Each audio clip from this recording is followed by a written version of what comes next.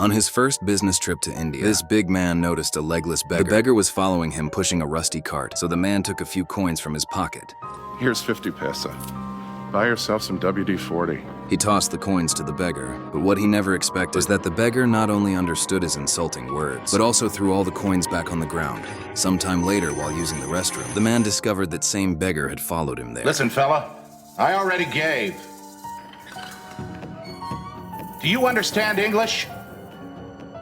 Furious, the man put away his newspaper and rushed out to confront the greedy beggar. Unexpectedly, the beggar suddenly erupted with strength, dragging his large body out of the stall. Later, a plane landed at Washington Airport. The man walked off the plane and, accompanied by a hotel bellhop, entered his reserved room with a vacant stare. The bellhop eagerly helped with his luggage, hoping for a tip. But the usually generous man just stood with his back turned silent, showing no intention of tipping. After the disappointed bellhop left, the man finally turned around. He sat on the bed, expressionless. The next morning, police were called to the hotel. They found the man had mysteriously died. There were no signs of a struggle, but there was a set of strange fingerprints on the bedsheet. A child's print. Yeah, that's what it looks like. However, judging by the way the man died, the killer couldn't possibly be a child. Later, Dana performed an autopsy.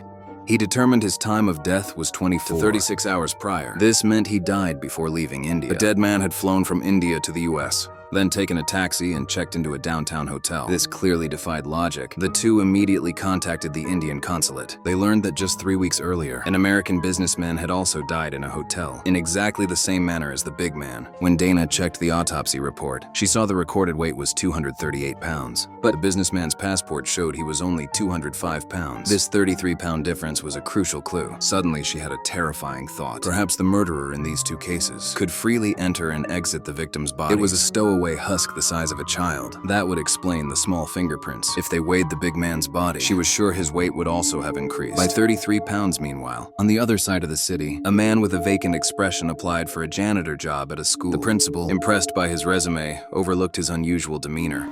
And I understand you can start immediately?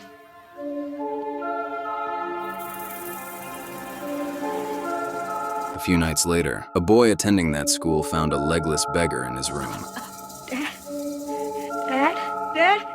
Dad? What is it? There's a man in here. What? A few seconds later, the beggar had vanished. His father thought he just had a nightmare. After calming him down, the father went to the living room to watch TV. Unbeknownst to him, behind his back, hearing his father scream, Jack rushed anxiously from his room, but by then his father had already lost his life. At dawn, Dana and her team arrived at the scene. From Jack, they learned that last night he saw a short beggar who moved using his arms. All clues pointed to this beggar being the one who killed Jack's father. He was also very likely the same person who killed the big man, as Jack's father's death was almost identical. However, what puzzled Dana was that Jack's father didn't bleed heavily like the other two victims. She froze instantly, thinking of a possibility. Unless that's just the first stage. Realizing this was a supernatural case, Dana found a professor well-versed in Indian culture. Based on her description, the professor immediately guessed, but the beggar must be an Indian ascetic. Such ascetics possess powerful mystical abilities. They can not only become invisible, but also disguise themselves as anyone. Meanwhile, the eerie beggar returned to the school, continuing to pose as an ordinary janitor. Unexpectedly, a boy named Tom accidentally saw his true form. The Tom pretended nothing happened. The beggar had already targeted him. Tom's gut told him this strange janitor must have killed Jack's father. He told Jack about it then. On his way home, he heard the sound of rusty wheels. Though he saw nothing behind him, he keenly sensed danger. He immediately started running, escaping back home before the beggar could catch him. Whoa! What's the matter with you? Nothing. But that very night, Tom's mother also died when police arrived at the scene. Tom, who had been hiding, emerged from the bushes. He told them the killer was a terrifying beggar who had been hiding at the school disguised as the janitor. Dana's eyes widened in shock. He immediately had the janitor arrested, but after 4 hours of interrogation, the janitor hadn't said a single word. Then the professor realized something. He took a video camera and aimed it at the janitor in the interrogation room. Sure enough, as he suspected, even though the janitor was sitting there, the camera showed no one at all. If he's not there, He could be anywhere.